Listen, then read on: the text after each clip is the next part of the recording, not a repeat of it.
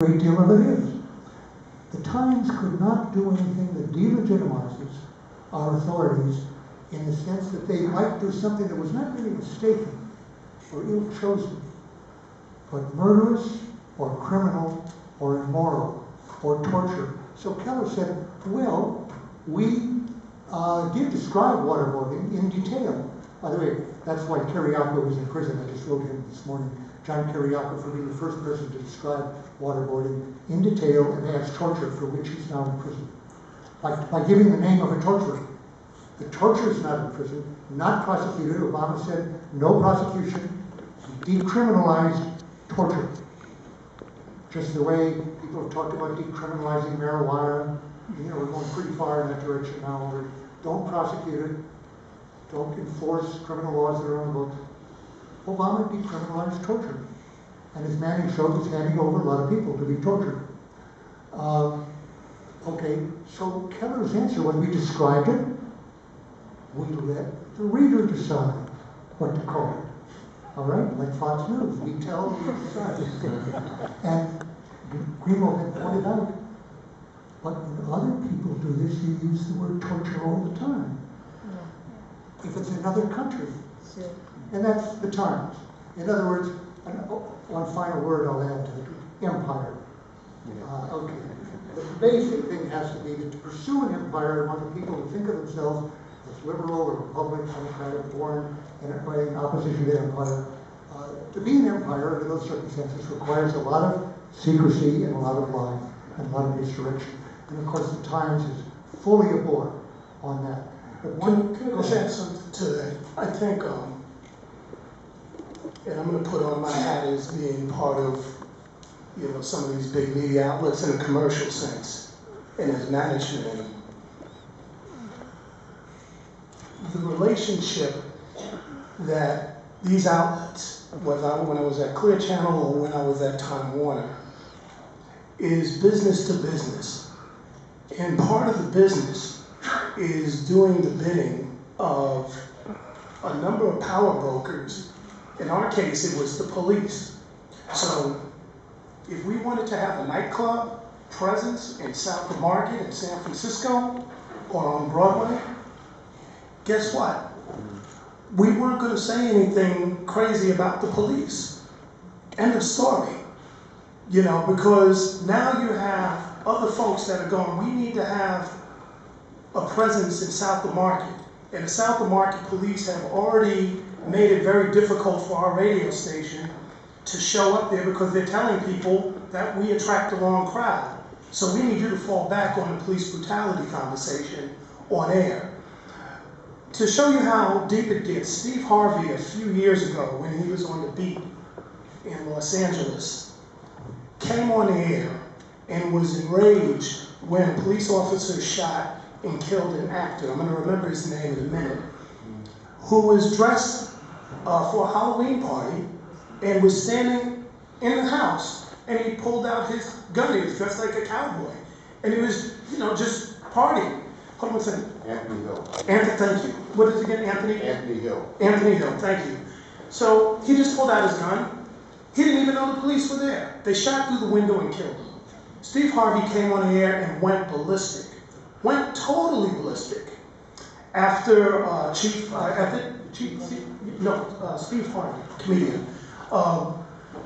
The next day, Chief Bernard Parks at that time made a phone call to Radio 1. And Steve Harvey was on the air the next day saying, I'm not a police brutality critic, and he was apologizing and called it a day. And that happens a lot. You know, when you work in media, at least on a commercial sense, they want you to have official accounts of what's happening. So, you know, you have on speed dial the police spokesperson. So you need to call them and get what they have to say before you get what the community has to say. I'll show you another example, and then I'll just close. I happened to be in London the day that they had the bombing. You know, I was coming in from the G8 summit, and I was with a number of veteran reporters from Christian Science Monitor, ABC, I think CNN, et cetera, et cetera. And we were coming in, and the BBC came on and said they had 32 people in the hospital, And these people, they were like, oh, we covered the tsunami, we did this, they've been all these, they were veteran reporters, And my instinct was, I want to go talk to the people in those neighborhoods and see how they feel. That was my instinct as a reporter. But they wanted to go to the hospital. So we went to the hospital. On the way there, the reporter from ABC, who'd never been to London in his life, had to take a phone call and give a live report. And his report was, we're here in London, the scene is tense, the people are streaming out the city. We're in a cab, right? And I'm like, I've been on London before. I'm like, this fucking thing this is rush hour, right? This is rush hour coming out of Central City. But he's like, the people are, he painted a good picture. So I'm like, this is what everybody heard nationally. We get to the hospital, there ain't nobody there at the hospital but us, trying to get an official report, right? And we're waiting, and you're like, do we have an official report? Is there a spokesperson? And you're like, no. So we had to go to the Edgware station, which is where one of the bombings is.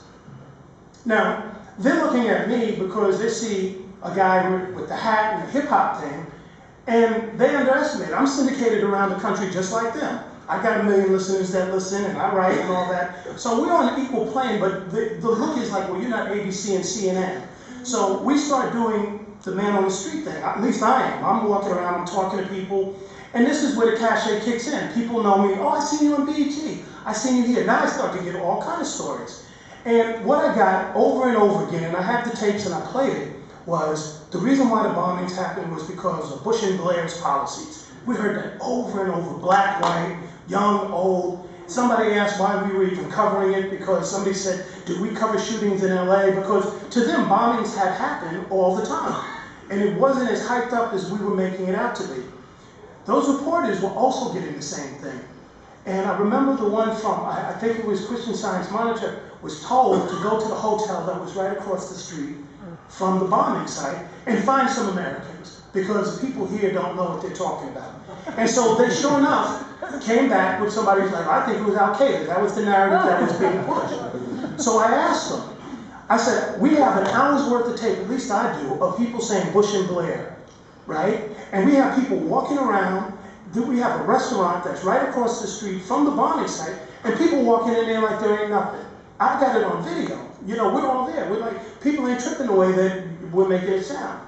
So I said, are you going to give equal representation to this one person from the hotel with all the people that we just saw out there? He's like, yeah, because these people are stupid. Now, this is what's being said, right?